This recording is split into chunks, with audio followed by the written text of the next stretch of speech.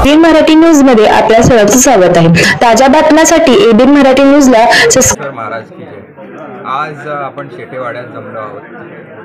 जवळपास 800 वर्षांपासूनची ही परंपरा चालू आहे। वर्षाच्या सुरुवातीला महाराजांची सेवा करायला आमच्या कुटुंबाला भाग्य लाभलं, त्याबद्दल मी महाराजांच्या समोर नतमस्तक होतो। आजचं महत्त्व म्हणजे थोडक्यात सांगायचं तर आपल्याला सगळ्यांना माहिती आहे, यात्रेमध्ये आपण कुंभार कन्या आणि महाराजांचं योगदंड याचा विवाह सोहळा साजरा करतो। विवाहाच्या पूर्वी म्हणजे नवरदेवाला केळवणाचा कार्यक्रम केला जातो। तो केळवणाचा कार्यक्रम इथे अशी आख्यायिका आहे की 800 वर्षांपूर्वी समक्ष सिद्धरामेश्वर महाराज या वाड्यात येऊन केळवणाचा आस्वाद घेतला होता।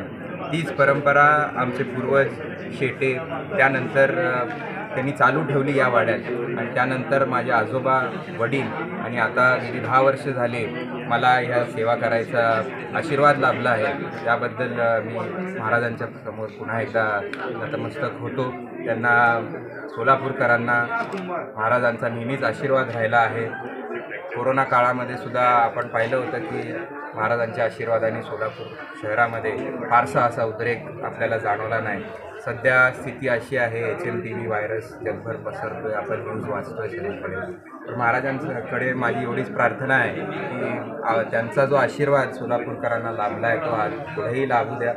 सर्व सोलापूरकरांनी महाराजांची भक्ती करतातच, आणि या यात्रेतसुद्धा सर्वांनी महाराजांचे आशीर्वाद घेऊन मोठ्या स्वरूपात यात्रा चांगल्या रूपाने पार पडावी अशी मी प्रार्थना करतो।